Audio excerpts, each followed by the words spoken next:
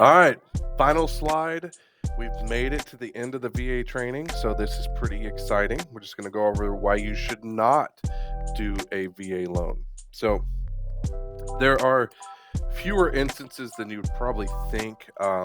There's when you're comparing FHA to conventional, there's nuances why you should and shouldn't go one way or the other.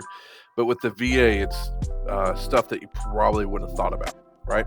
So the first thing, for instance, is high student loan debt, right? They're going to take 5% of the outstanding balance of your student loan debt, divide it by 12, and that's going to be your monthly payment.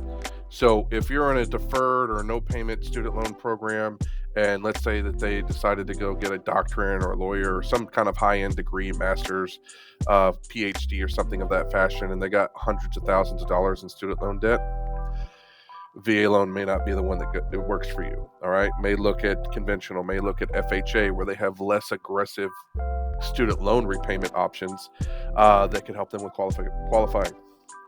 No service connection, so the funding fee is too much. If you have a high-end credit borrower that is looking to do a traditional loan, right, and they're buying a very expensive house and it's subsequent use or first use or whatever, that $10, $15, $20,000 in funding fee can be very hard for them to swallow. Where you can take them to conventional and they don't have that funding fee, and the MI could be 60, 70 bucks a month for 5 years. You know what I mean? And so they're going to spend a couple $1,000s in MI where they'd spend, tens of thousands of dollars in funding fee. So kind of take a look at that and see if the service connection may not be there.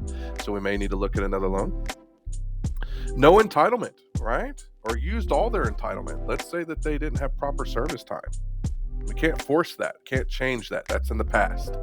Or they've used all their entitlement and haven't sold any of their properties, or lost it in foreclosure, or lost it in bankruptcy, and now they don't have any entitlement left.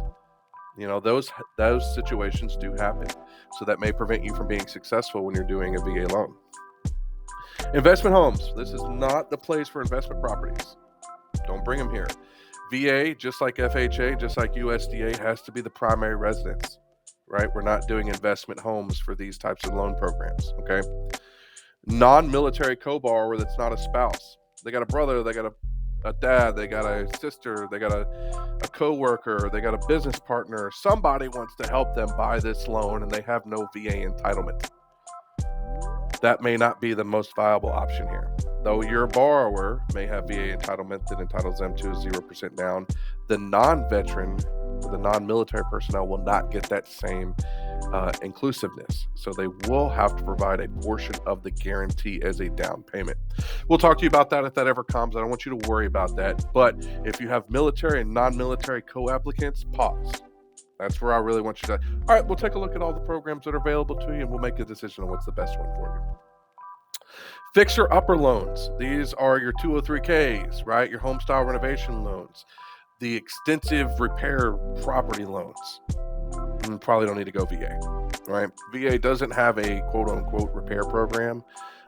So FHA may be the more viable option. Conventional home style renovation may be a more viable option. So for your fixer upper loans, let's go ahead and consider something else before we go full board into VA, because it may not work, right? So again, not too crazy here, but these are the reasons why you should not do a VA loan. And there are not very many of them. Again, talk with Andrew, talk with myself, see which programs make sense before you make a decision, because that's what your loan manager for. That's what we're here for. You don't have to be the decision maker. You can if you want to be, but anytime a decision isn't favorable, use us. That's what we're here for. All right. Thank you so much. We'll see you at the next class. That is going to be USDA.